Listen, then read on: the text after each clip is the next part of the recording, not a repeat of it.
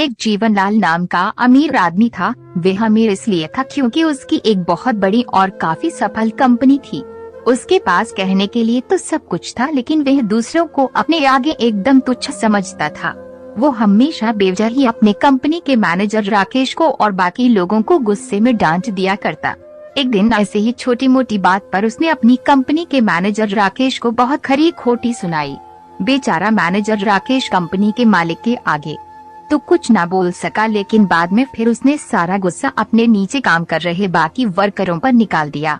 Worker बिना कोई बड़ी गलती के इतनी डांट सुनकर मन ही मन दुख और गुस्से से भर गए। इनमें से काम करके कंपनी से बाहर निकलते समय सारा गुस्सा कंपनी के गेटकीपर श्याम के ऊपर निकाल दिया। बिना किसी वजह के डांट सुनकर निराश गेटकीपर श्याम जब घर गया तो बिना किसी बात के अपनी बीवी पर चिढ़ गया और उसे भला बुरा कहने लगा। श्याम की बीवी ने अपना गुस्सा अपने टीवी देख रहे बेटे पर उतारा। वह बोली, पूरा दिन टीवी देखता रहता है, काम धाम कुछ करता नहीं है और ऊपर से 2 चमाट उसे मार दी। मन ही मन गुस्सा दबाए गेटकीपर श्याम का बेटा स्कूल जाने निकला, तब बेवजह ही रास्ते में खड़े कुत्ते को पत्थर मार दिया। कुत्ता वहाँ से डरकर भाग रहा था। तब उसने सोचा कि मुझे ही क्यों इंसान बेवजह मारते हैं, अगर इंसान ऐसे ही होते हैं तो मैं भी इन्हें अब सबक सिखाऊंगा। सोचकर उसने एक गाड़ी से उतर रहे आदमी को काट लिया।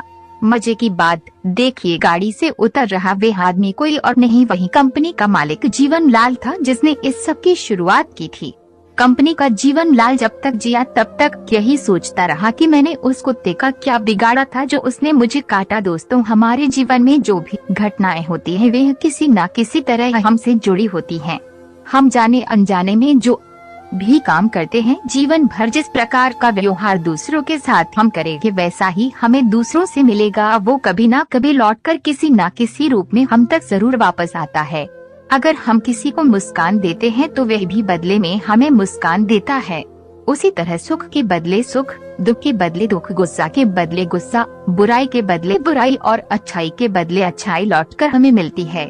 हमें ही चुनना होता है कि हमें लोगों से क्या वापस चाहिए और उसी हिसाब से हमें अपना आचार विचार रखना होता है। दोस्तों, हमारी ये कहानी आपको पसंद आई हो तो वीडियो को लाइक, शेयर और चैनल को सब्सक्राइब करें। कमेंट कर हमें जरूर बताएं कहानी आपको कैसी लगी। धन्यवाद।